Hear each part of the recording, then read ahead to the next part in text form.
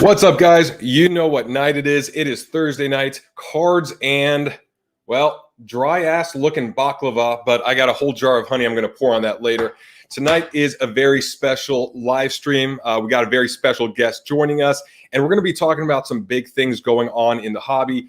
For one, we got that $4.6 million Luca Logo Man card that is just mind-boggling how much that was. So my guest and I will be discussing that, as well as PSA's price hike and what that means for the industry, for other graders, and how we can work that into our strategy and what that means for card prices as a whole. Plus, if you haven't heard, there is a new platform called Dibbs that is coming out where they're trying to, or I guess they will be doing some sort of live trading of fractional shares of cards, which is a brand new concept. It's something that I'm still trying to digest, but we'll be talking about that. And then also our strategy where we are right now. A lot of money is getting thrown around. There's modern cards starting to take off again. Vintage is starting to cool off. So we'll be discussing that. With that being said, welcome back. Now let's get to work. As you can tell here, I'm reading off some notes here. Before I bring on the guest, congrats to the winners of the 10K giveaway, including the 3 newsletter subscribers. If you have not received your eBay gift card, look in your junk mail for one. And if it's still not there, then email me back. And a special thank you to Kareem, who sent me some card supplies and a Tom Brady Bucks card, as well as Michael Stockland for the lovely card and the Warren Sapp cards. I really appreciate that. Let's see here. A couple of people have been reaching out for one-on-one time to chat about cards and ideas and whatever else, but I don't really have the bandwidth or the time to do that. But what I want to try doing is a Zoom or a StreamYard so we could see each other face to face, and then have that available for like an hour, maybe every week or two, so we could just hop on. If you want to talk about an idea you have, that's cool. If you want to just shoot the shit, that's cool as well. But that's something that I want to put together because I love connecting with you guys. I just don't have the bandwidth for it all. Now, I'm really excited to bring on our guest. It's going to be a very special live stream because this guy is the CEO and founder of the largest platform. Wait, what? He canceled? Really? Well, who's the backup? Who? Okay, all right. Well, we got the backup here. Dustin, the personal fiance dad. Mail order brides. Let's do it.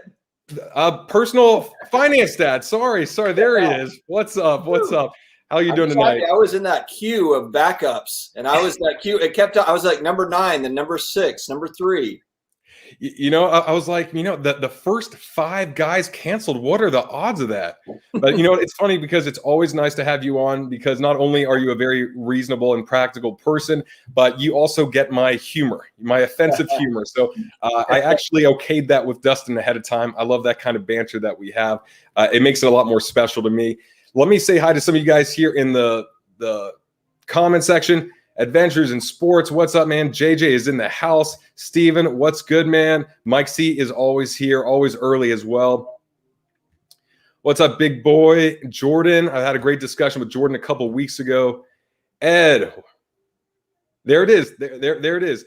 The delay. And the Vegas has us at like 92% chance that one of our internet connections is going to go out by the end of the stream. So we'll see if they're right on that. What's up, Dominic, and Michael Ham, fellow Buccaneer fan right there. So appreciate all you guys for hopping on so early. Dustin, let's just start with what's going on in your world, and then we'll dive into these topics. Oh, man. I mean, as a whole, it's, gym, tan, laundry, the usual. Yeah, I know, man. Same here. No, it's kids, remote learning, work. I mean, it's crazy. It's a wild time. How about you?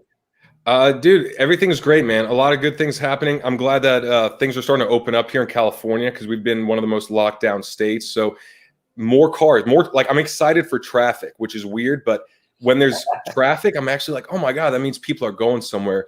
But on the card side, let's start with that news of the Luca Doncic $4.6 million Logo Man card. And when I first saw that, I couldn't believe how much that went for based on a couple things. But what's your take on that sale first? Well, first thought was Brad consolidated all of his ComC money into this Luca card. That was my first thought, that came through. I think I'm a huge Luca fan. I own, oh, hey, my mother-in-law's on. Hello. Hey, She's the artist. Yeah. Right?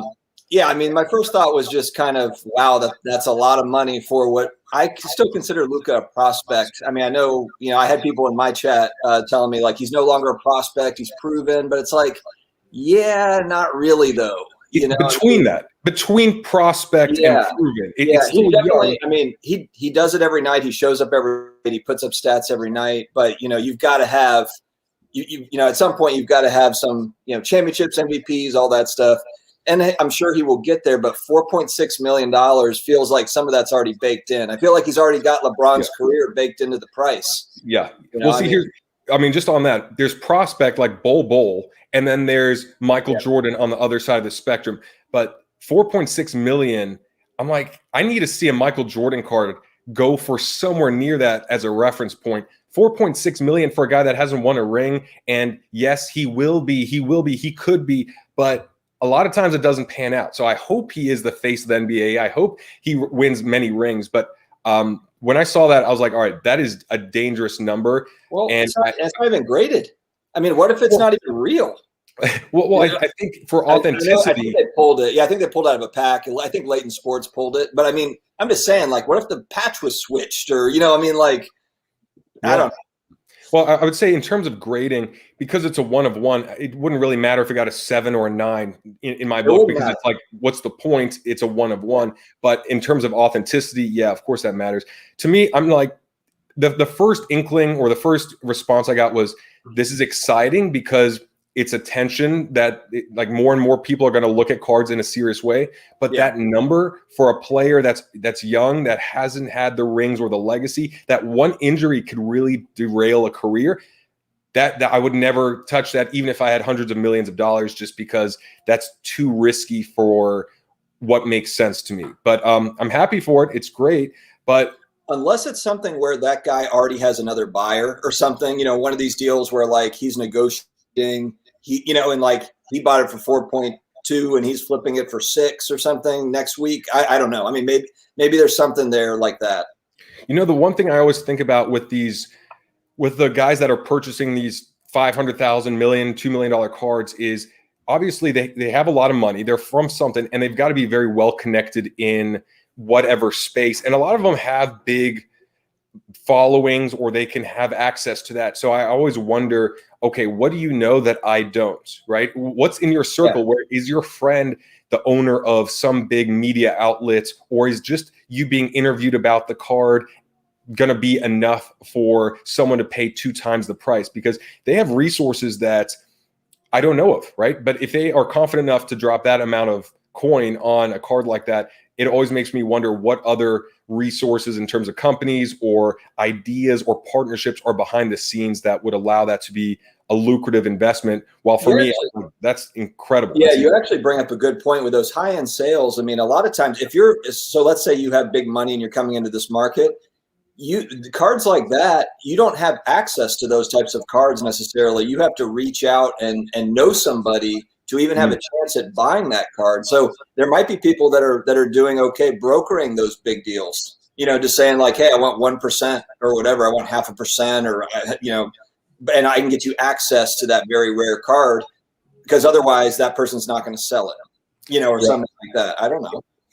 I bet there's a lot of stuff. The more money that's in it, the more of these conversations behind closed doors that I would anticipate having, because more is at stake. So it really comes down to, all right, well, I'll buy it for this, but then I know that this person has this company, and then they'll talk about it on their platform or whatever. I don't know this stuff, but I'm sure that there's stuff like this going on, because we see that in every industry.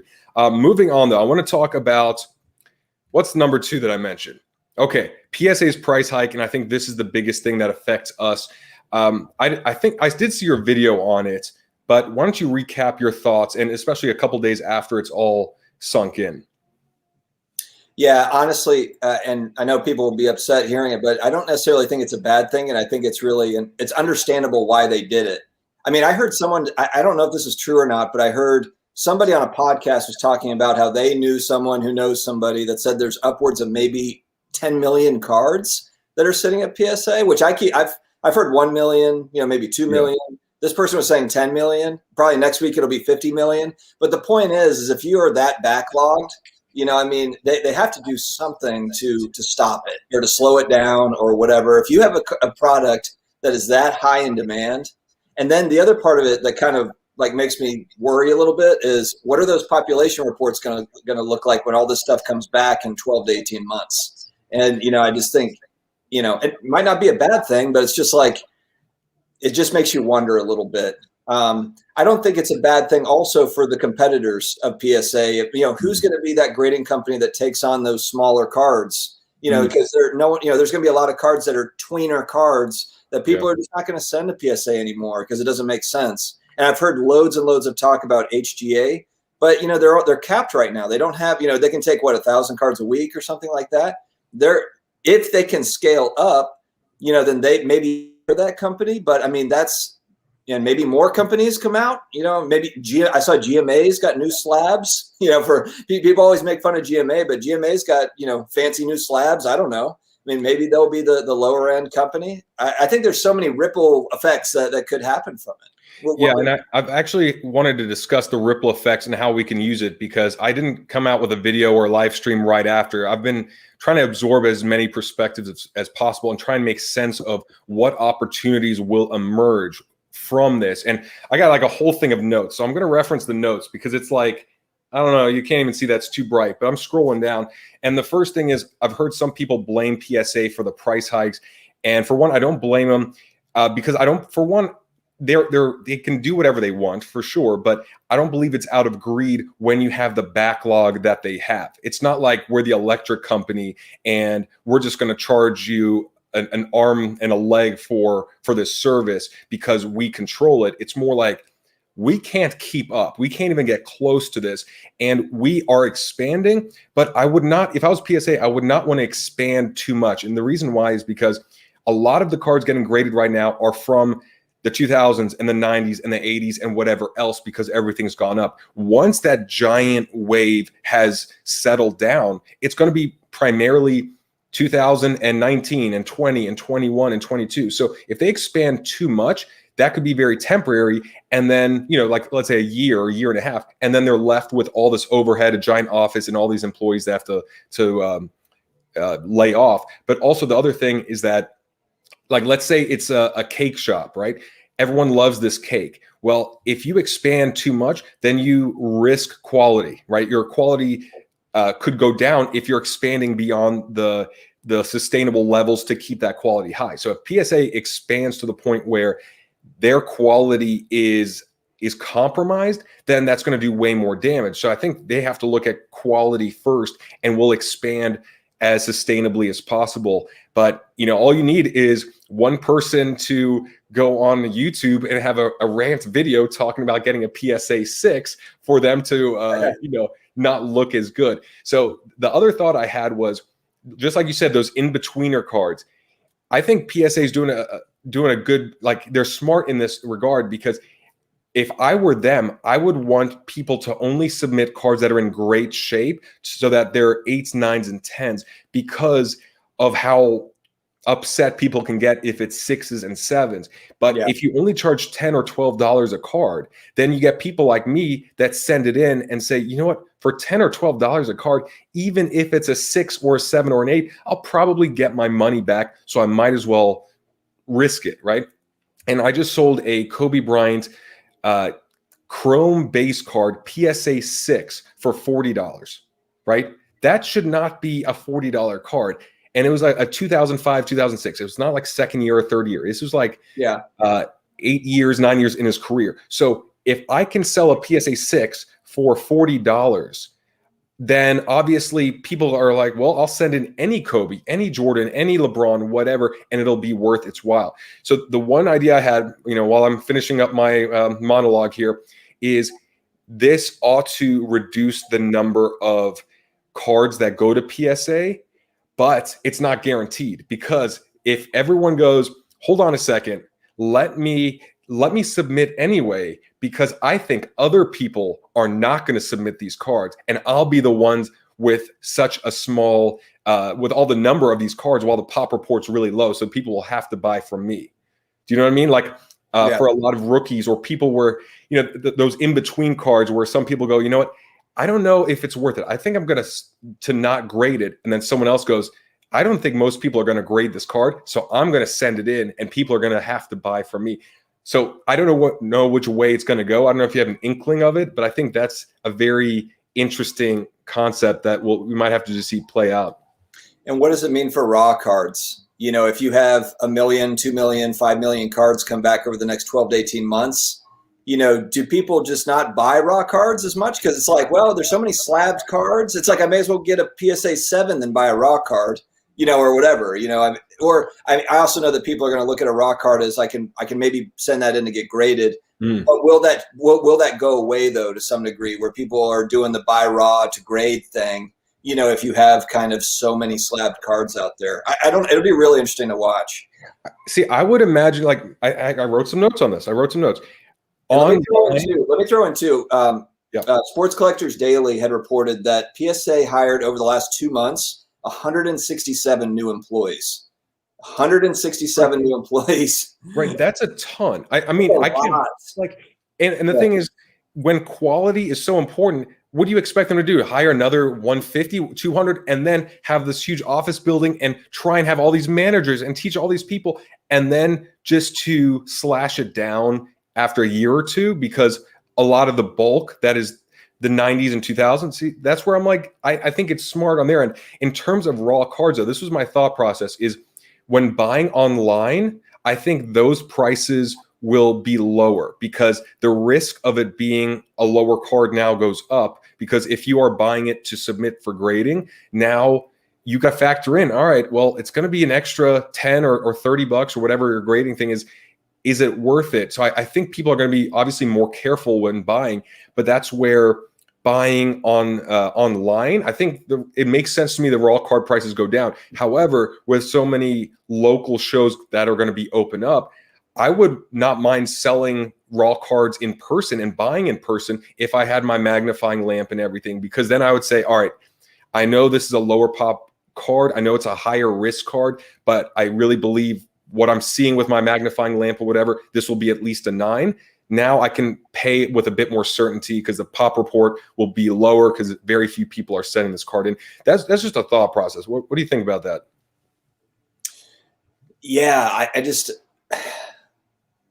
don't know. I'm so thrown too. Are we going to be going to card shows? I'm so nervous kind of watching the news. Are we going to be going to a national this year?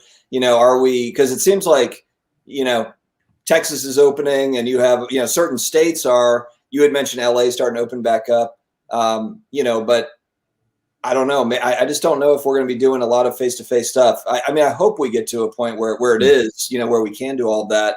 But yeah, I mean, so much. We might look back 12 months from now and just be like swimming and, I've heard people say, what is it, Slabgate or Slab, Slab Armageddon or something like that. Armageddon?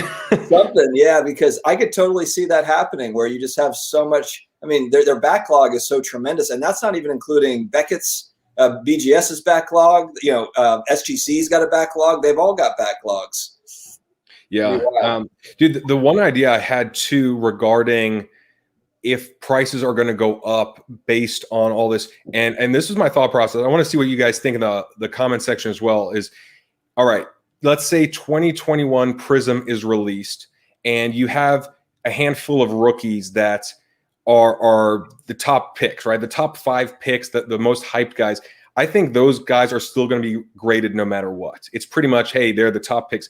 I think the opportunity comes from the guys that are late first round picks to second round picks, the guys that are not hyped, but will have a very big second half of the year, or they'll emerge in year 2. But what's going to happen is people will be on the fence about grading them because they're like, yeah, who is this guy? I don't know. Are they really worth 20 to 50 bucks? Probably not. And they'll wait and see. But then those that really believe in a couple players that are lower picks, that are picks 18 to 31 or whatever else, depending on the sport. And they say, I'm going to go ahead and grade these guys now, because if they come on in the second half of the year or in the playoffs or early next year, I will be the one with 100 of these cards graded PSA 10, while everyone else will just be rushing to get them graded when this guy emerges. So that was one thought I had, is like, that could be the deciding factor, is if you know of a rookie or someone that you really believe in that is not the top 5 or 10 rookie, and you think, year 2, year 3, they will go on fire, I think that's where the opportunity can be for making a lot of money before everyone else catches on. Yeah, I agree. I think especially too, if you have rookies that are unheralded, that aren't getting a lot of press, but it's Prism, or if it's colors, if it's Prism colored stuff, even if it's players that are, prospects that people are just kind of excited about and they want to speculate on, I think those cards will still get graded. What'll be really interesting are the Prism base for basketball, and I'm not talking about like Luca, Trey, and all that stuff. I'm just talking, or Edwards or LaMelo. I'm talking about kind of that second tier, like what you were talking about, like the second round picks, or maybe some of those under the radar guys. Are people going to grade those base Prisms, for those guys, or are they going to hold off on doing that? I mean, that'll be kind of interesting to watch. Dude, it's so weird, because I think it's one of those things where if it's a second year card of a Luca or a Trey Young or someone that emerges, like Trey's had a down year and Hawks kind of suck, but it's like the second year card. If the demand goes like, all right, well, the rookie cards are through the roof, I need second year, and the second year is low, it's just like, all right, then I go after that. And then people see, all right, those cards are going up in value, and I have 10 of them raw. Let me go send them in for grading.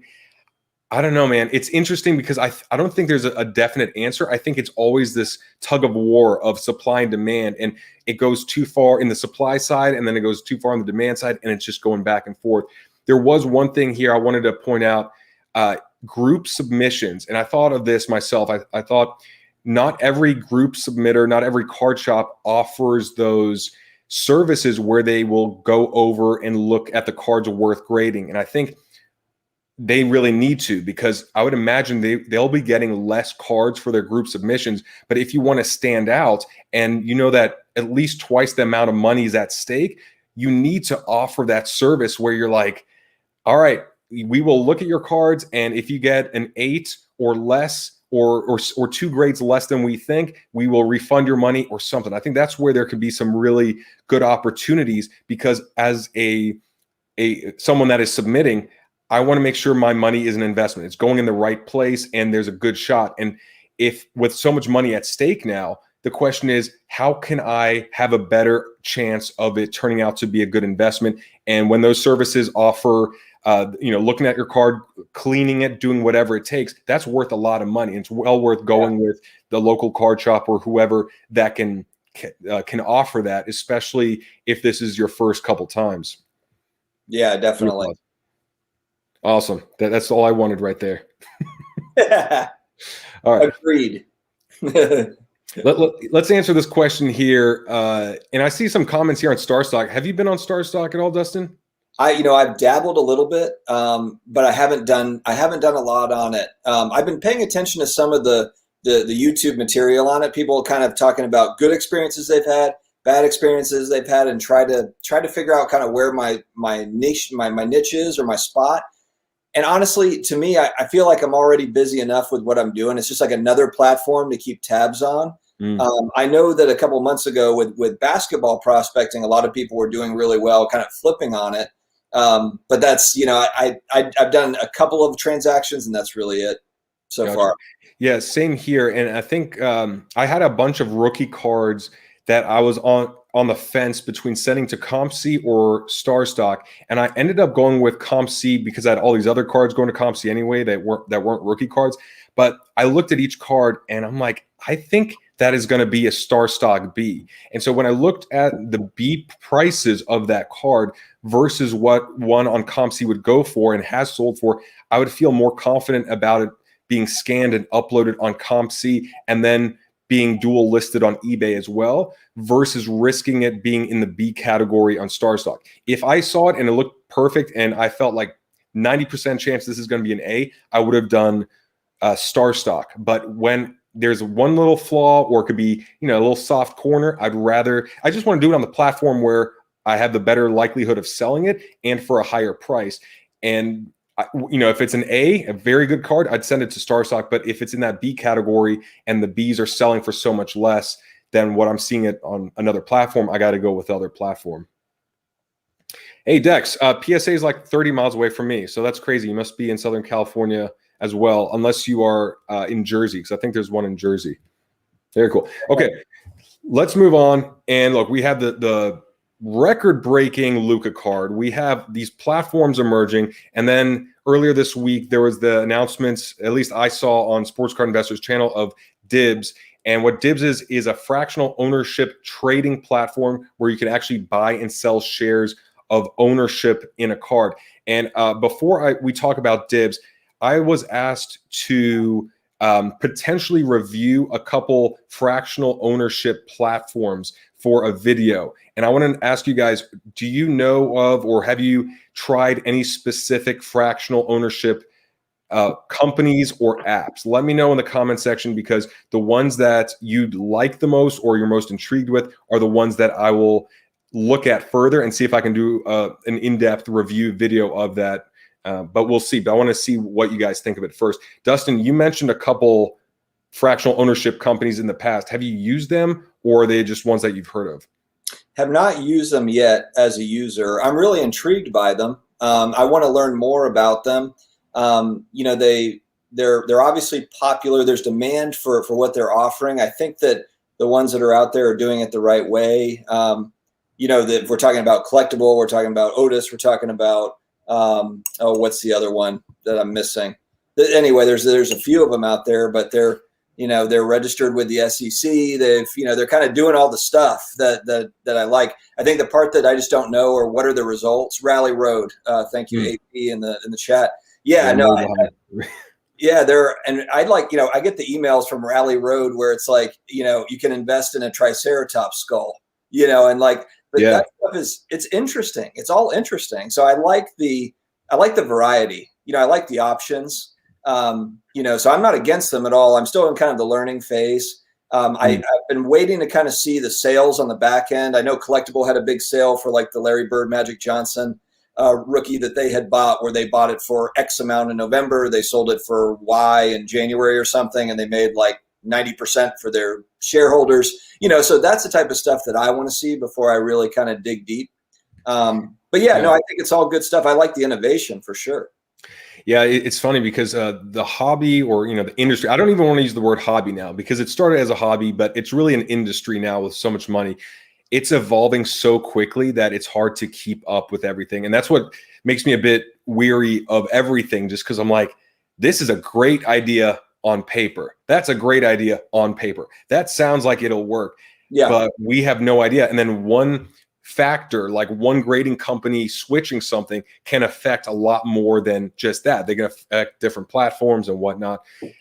In terms of the fractional ownership companies, I remember hearing that Rally Road was founded in 2016, which is actually quite old when you think about how much has changed in just the last year. But I like the idea of different things too, memorabilia and classic other stuff. All that stuff's pretty cool. But I want to look further into it. Now, in terms of Dibbs, what they're doing a bit differently, Ziggy here, a fan of Collectible and Rally Road, what they're doing differently is making it more of an active trading platform where you can buy fractions of a card and then very quickly trade it. And I remember looking at Collectible and the others, and I believe it was 1 day per month or 2 days per month where you can actually trade your shares, but it's not the same.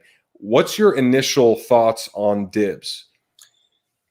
Well, it's tough to say. I haven't used it yet. I'm not a user of it. I haven't had to actually, I haven't put my hands on it and played around with it yet. But I did watch Jeff's video, and first off, I would say I love the innovation. I like all the ideas. I think that with Dibbs, I just, the questions that immediately come to mind are just, what do the fees look like? Now, I'm sure there's probably transaction fees on the marketplace, which there should be. But what do those look like? It's a little bit different because there's a physical card that's tied to the digital card that's on the blockchain. who, and he had said that they're stored in the PWCC vault. Who owns the cards? Who owns the cards? Is the card owner keeping a piece of the ownership? Meaning that, whoever's card it is, if it's a Wayne Gretzky rookie card and it sits in the PWCC vault, are they keeping 80% and then 20% is put out to investors? Is it 50-50? What does that look like? How does it work if, they want to sell it, or, there's so many questions, I guess, that kind of come to mind with that sort of stuff. But I know that it's going to be, I know there's a lot of excitement around it and just around fractional in general. I mean, if you look at, Robinhood for stocks, it gives the ability for the retail investor to be able to go in and buy Tesla that's, or Amazon or Google that are $2,000 a share. Well, the average Joe doesn't have $2,000 a share, so they're able to get in on a fractional basis. And, so it gives opportunity. So I like the innovation. It's just the execution part. Well, that's the part I've just got to see, and I just have to use it to figure that part out. Yeah, same here. Real quick, I don't know if that's a cat, / bunny, but yes, that is me. Anyway, with fractional ownership, what we were discussing before is, yes, a lot of questions, because what happens about, well, I own a fraction of this card, but what is the card's, like, how much was the card bought for? Am I buying a tenth of a card for $100? But if I go on eBay, I could buy the same card for $800. So I'm actually paying, more. I'm paying a $200 markup, or prorated markup for that, versus if I bought the whole thing. To me, it's so much unknown that I just need for it to have settled in for about a year to understand all the questions I have. Because the other thing that concerns me with fractional is that the way I like to invest is what's on sale, what should be up, what has already gone up in price to a point where I believe it'll return to that point in the future, versus just buying items that have hit record prices. Like if that Luca $4.6 million card is now on any platform, I don't want to pay a fraction of a $4.6 million card, because that's just not my investing strategy. Assuming that $4.6 million card is going to be worth $7 million, to me, that's a losing strategy at some point. You'll win short term, but someone will eventually pay and it not be worth that amount in the future. I like to go with, all right, let me buy a fraction of a card of a player that is slumping. That makes more sense, because then I see that it was more in the past and now it's at a low. And so I like to go in with that style, because it's just more rest of peace of mind. So the one thing I liked with Dibbs is that there were cards that were lower end, ones that were, I think Russell Wilson was one example they used on the video. And I have several of those Russell Wilson Prism rookies, because I bought them looking at the charts and feeling like it was a good buy at that point. So the idea of being able to buy fractions of cards that I believe are currently on sale, I'm good for. When it's only record high, that makes me a bit nervous. Yeah, and I think with a lot of the the big buys, the big sports cards buys, like you had just said, they're all-time record highs, a lot of these prices. And there will be a time where the market softens, and then those shareholders are going to be, they're going to lose, those prices are going to come down. We haven't really seen that. And so, if you're an investor, then you have to kind of work with those ebbs and flows. That's just kind of the way, that it's going to be. So yeah, how are the valuations? That's always the thing with the big cards. Are you comfortable with the valuation of it? And then that would be my next question for the smaller cards. How are those smaller cards valuated to begin with? What's that initial valuation going to look like? Right. If any fractional ownership company is buying the cards, if someone out there is, let's just say like me, and they're out there and they're buying these cards that I believe are at their low and will get higher, I think that's smart, because then you can go in and say, all right, I see the past sales of this card, or I can get a good breakdown as to the valuation. And it looks like it's a good price to buy in early, and it has more upside, versus we just want to attract a lot of attention because of this very special rare card that was written about in all these publications, and now we're going to sell fractions of that.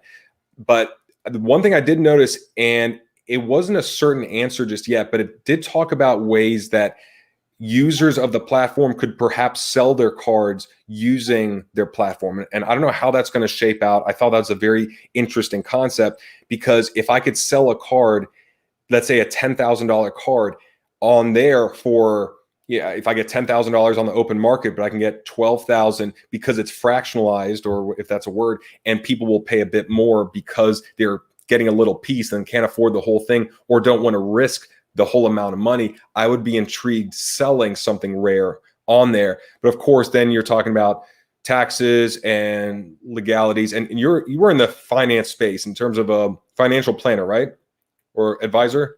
I wasn't an advisor. I did do sales and finance, but I wasn't a financial advisor. No.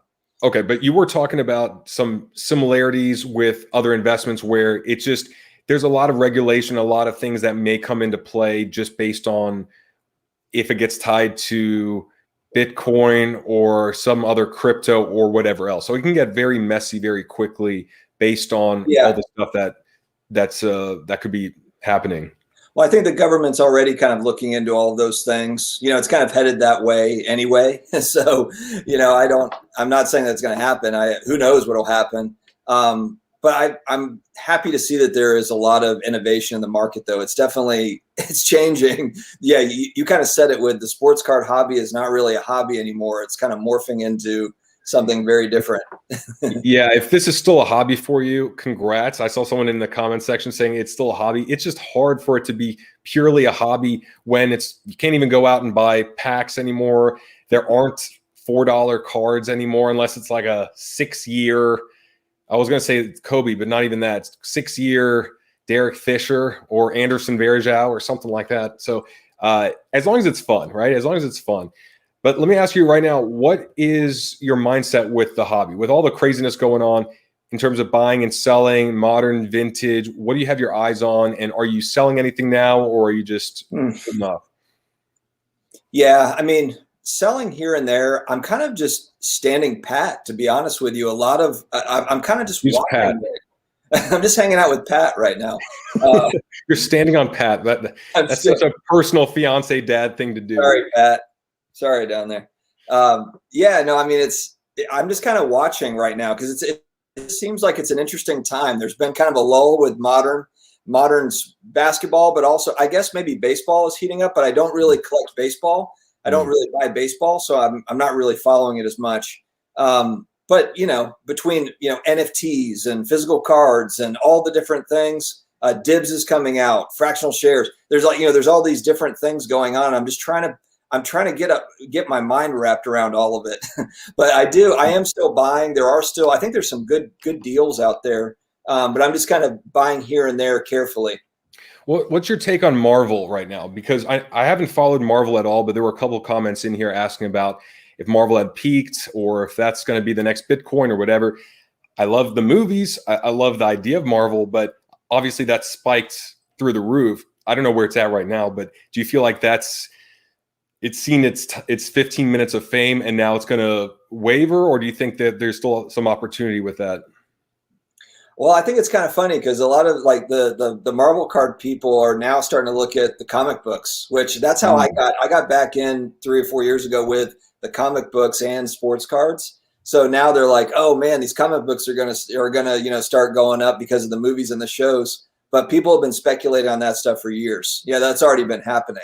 But what's happened is there has been movement on the comic book side. So I do think that that's happened where people are looking at Marvel cards and they're like, wow, I can get like a 60s first appearance of Black Panther or first appearance of Wolverine or whatever it is, for decent pricing in comparison to what sports cards cost.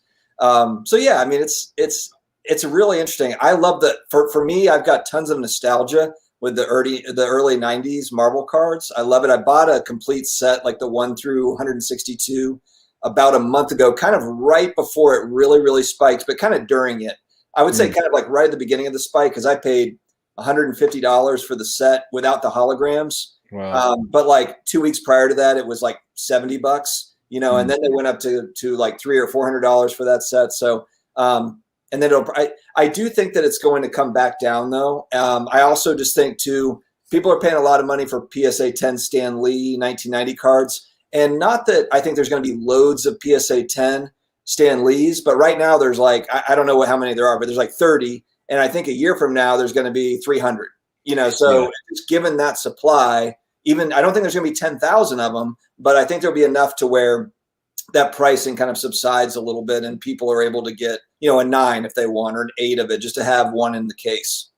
Yeah, it's funny because with that Kobe Bryant I sold, I believe that there's just a really high demand for a PSA slab at this point. So I don't mind selling all of my graded cards and then buying the raw cards if it's for myself, or if I feel like I can submit it in the future, because right now I feel like there's a very big shortage of available PSA cards, which is driving up the prices. But again, there's so many unknowns. That's the thing. There's so many unknowns because there's what cards are at PSA, what are going to come back, when are they going to come back, and then what's going to go on in the economy and in the world over the next year. So tons of unknowns. We're just trying to piece together the 5% or so that we know. Real quick, guys, if you don't know Tyler Nethercott, he is the VP, I believe it's VP of market movers and sports card investor. I probably butchered that. I watched him today on the forecast. Oh, okay, there we go. I haven't seen that one yet, but Tyler is having a new YouTube station about everything to do with market movers. So if you use the platform or the data tool, or if you don't but you want to learn about it, check out Tyler's station. I don't know what it's called, if it's just called Market Movers, the station, but put it in the comment section if you're still here, Tyler. Check it out. You'll learn. It's a good way to at least learn about comparing and contrasting prices. So even if you don't use any data tool or use another one, at least you get some information that way. Okay. In terms of strategy, so I am pretty much holding off right now. I'm going to release my February recap video, and I sold a ton, man. I sold so much because I had a lot of 90s. I had a ton of 90s at Allen Iverson's, Kobe Bryant's, Shaq's, all of that sold. And now I'm seeing a lot of those dips. So I'm looking at the data, the market movers, and it's like Jordan stickers are on sale. Karl Malone stickers. Every sticker is on sale. And I think it's from Vegas Dave's video. I think it's Vegas Dave's video. I put out a video a few days ago basically saying, like, is this not the best time to buy in like a year? It's like, because stuff that has been very expensive has come down quite a bit. And I'm not buying anything, of course. It's like, I'm buying little bits, but it's like, this is probably the time where I should be loading up. Well, okay. On what? Is it because now I'm starting to see some vintage really drop 30%, 40%, 50%. And I'm thinking, all right, it's about time, because I was buying some modern football, but a lot of football prices have continued to go up. And I think it's because of all the free agency and the whole quarterback carousel that might be going on. Deshaun Watson and Sam Darnold. And is Trevor Lawrence going to be with the Jags? Is there going to be a coaching change? Is there a big trade in the works? And I think that's building up a lot of the football prices, which for me, I thought this was the time to go in on football, but still so much is high. Baseball, I was buying in November because I just wanted baseball, because I don't follow the sport. I just wanted to buy low and sell before the season started. So I didn't have to follow much. I just had to, I make my money and then roll it over into something I care more about.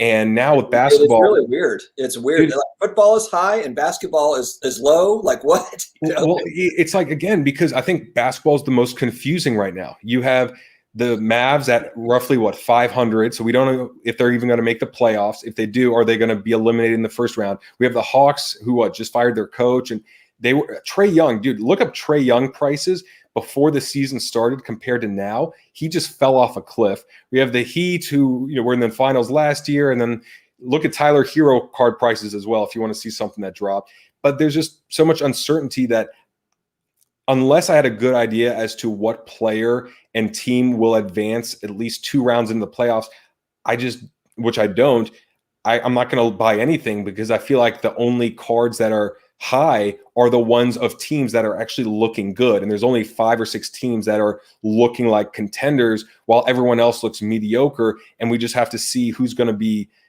taking that leap in the second half of the year, because they've just kind of made sure that they're rested and not injured for the first half, and they're going to turn it on in the last 25, 30 games. Yeah, I'm really watching closely. I know it hasn't passed yet, but I'm just assuming that stimulus is going to pass in the next couple of weeks. And I saw something that like the earliest checks will hit like March 14th, maybe, or something like that. But if card prices don't I mean, I'm not saying that that is the only thing, I mean, but between tax returns and stimulus, I would think that there could be a boost. I feel like that's kind of what happened last year to some degree. I would expect a little bit of a bump.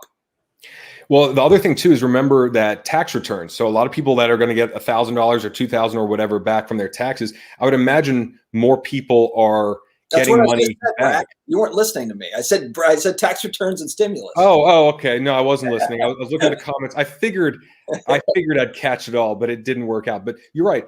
Tax returns and stimulus. And that tells me, okay, if people have money, I want to sell, because I remember this happened October and November last year. It was before holiday spending. It was way after the last stimulus. And remember, if you look at the prices, late October, November last year, things were just so cheap. There were no bids. It was like there was no bidding war that what we have now and what I would imagine we would have in the next month or two, where, hey, you have $1,000 extra, you have $2,000, you have $3,000. Of course, everyone's bidding things up. I want to sell when people have money, and I want to buy when people don't. I don't want a bidding war. I want to be picking and choosing what I want at the price that I feel comfortable with. So when I thought about this with the stimulus, with tax returns, and with NBA, NFL, and all this, what I'm thinking right now is sometime around May, going in on football and seeing, okay, is all the tax stuff out of the way, or at least the majority of it, is all of the stimulus out of the way, and then is baseball in full swing, is basketball entering the playoffs and hockey entering the playoffs, and is that going to be the time after the NFL draft where I can go in and find some deals before everyone talks about football in July and August? Yeah, no, I agree. I mean, that's really when April, May, June, I mean, that's when it really heated up last year. And I mean, it's gonna be fun to watch. I mean, that's gonna be kind of a critical time, I think, just to see what happens. Yeah, it is, man. It is. But what I learned from last year is that I would rather just wait for other sports to take over the attention, and then we are also going to have Prism basketball, Optic basketball. So those products I assume they're going to come out. They're supposed to come out, around that same time. And maybe that gets people kind of fired up and kind of back into the swing of things. Yeah. But yeah. I mean, it's weird too. Another thing is I just realized this the other day, the NBA is only playing a 72 game season. They're not playing an 82 game season. So that knocks off 10 games. We're actually closer to the playoffs. I mean, I think the playoffs start like first week of May. Yeah. I think it's May. And that's why I looked it up. Yeah. Hockey playoffs May, basketball playoffs May, draft is April for NFL. So I want that to be over with.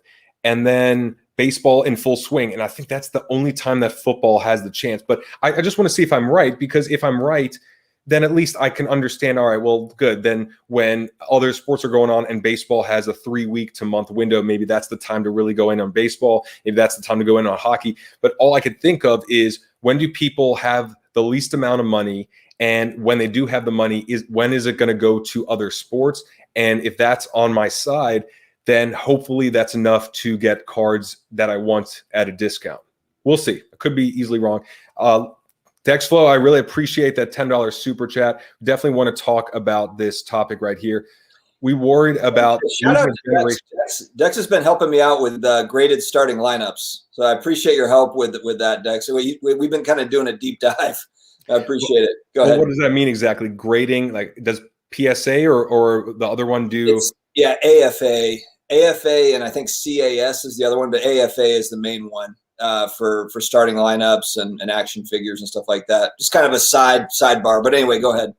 Well, this is a great point, because I'm back into sports card because of how much it rekindles my childlike spirit, because of loving to do this as a kid, where I can go to a Kmart and just bust open a pack or a box, like a whole box for $20, and having so much fun with that. And if it turns into an investment vehicle only, without that fun childlike spirit and without the new generation, is this something that's going to die with us and have to wait a couple more generations or whatever, 20 extra years for it to slow down and cool off, and then more kids to get in? And is there a solution? Because I don't know if there is a solution when any card could be worth a lot of money, even if Hoops tries to make an even cheaper one, or Panini Paper makes an even cheaper version. If people want to pay more for it, they can. But is there anything, you know, that you could think of that would help? I've talked about this too. I don't understand why they don't just take one product. Maybe it's Hoops, or maybe they since they'll do like Hoops and Hoops Premium and Hoops, you know, Hoops Black and Blue, you know, White Prism and all the different things. Why not just have Hoops, whatever you're going to call it, and then just print it to death and have it everywhere. Have it in gas stations, have it in grocery stores, the same way that we had access to it in the 90s, late 80s. Go ahead and print the heck out of that. People that are flipping or investing, they won't touch it because they know that it's mass produced. Why wouldn't, I don't understand why they wouldn't do that. Could just create a product like that where it's just mass produced. I think that's a great point. If it could even be tailored, I don't know if you'd want to make it kid-like, but if it's one product that is highly mass produced and they put it out there that it's going to be highly mass produced, it's going to be tailored to, I guess, what would the age range? 8 to 12, something like that would be the prime age range, where if it appeals to kids, but it is for the fun. And here's the problem though, is if there's anything too rare in there, then all of a sudden that's going to be worth a lot. So there couldn't be an insert that there's only 100 of a rookie player, because then everyone's going to be like, well, I'll just buy 100 of these boxes, even if they're just $10 each or $20 each or whatever, to find that one. I think you have to make something without anything too rare and very available. But I like your idea. And it's just got to be fun. It's just got to be pure fun without anything monetary attached to it. And just keep the price like certain price point, and they never, you know, just don't touch it. And that's what it is. And they just make it available on retail. Always, you know, it's always available. It's like when I go, you know, when I go to Walmart, there's always Yu-Gi-Oh cards and Pokemon and whatever, you know, there's always something there. You know, I mean, just, I don't know. I don't understand why they wouldn't do that for just one set a year. That way, you know, the youth can get the LaMelos and, you know, the Edwards stuff, and the investor flippers won't mess with that product, because there's so many layers of product. There's so many options that, you know, if you're a flipper investor, you're not going to mess with it. You'll just move on to what you want. Yeah. And the other point too, and Jared referred to it too, I think this can be a lot. This right now, it's very tough for kids, but I think this is such an amazing time for teenagers on up. Right? To be 15 or 16 and learn about CompC or Star Stock, or a way to turn $100 allowance, let's just say, you know, per month or whatever you get, and turn that into $200 and learn about this, I think is phenomenal. The kids are like screwed, right? The actual kids are screwed, but I think teenagers can.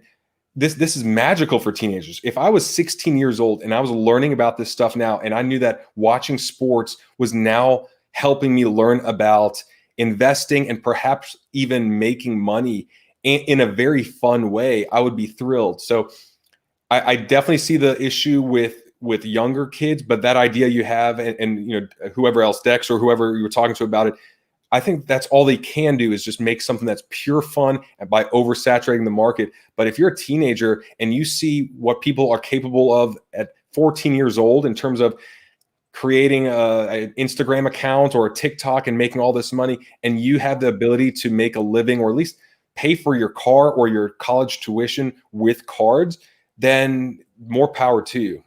Yeah, I mean, the other option is you open 91 Skybox and look for Michael Jordan cards. You can get a box, a whole box for about $30 on eBay anytime you want. You know, there's a lot of products like that are out there. 88 Topps football. I was looking at 88 Topps Bo Jacksons, and you know, I was looking at the graded ones and thinking like, okay, do I want to buy a 9 or a 10 or whatever? And then I looked on eBay. 88 Topps football cards are widely available for about $2 a pack, or you know, it's like. So that would be kind of fun, you know, just to chase Bo Jacksons or chase Jerry Rice's or whatever, you know, in those sets. So I think there's product out there. It's just a matter of, you know, how you're going to do it. Yeah, absolutely. It is a concern though, but you know, one day at a time. Hopefully they're keeping up with it and they're aware of it. All right. What else is on your mind, man? We got about 5 to 10 minutes left. Anything else you want to talk about?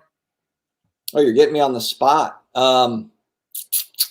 All I'm out of topics, dude. I'm looking here at the comments. I had Dr. Beckett on the other day. That was cool. I did not see that. So fill us in. For one, we should all check out that interview. But what came from it, from that discussion? I kind of muffed it, honestly. Like I didn't. There was like, I think it was just like nerves or something. I couldn't. It was very average. I was like trying to figure out what to ask and all that. I went on his podcast.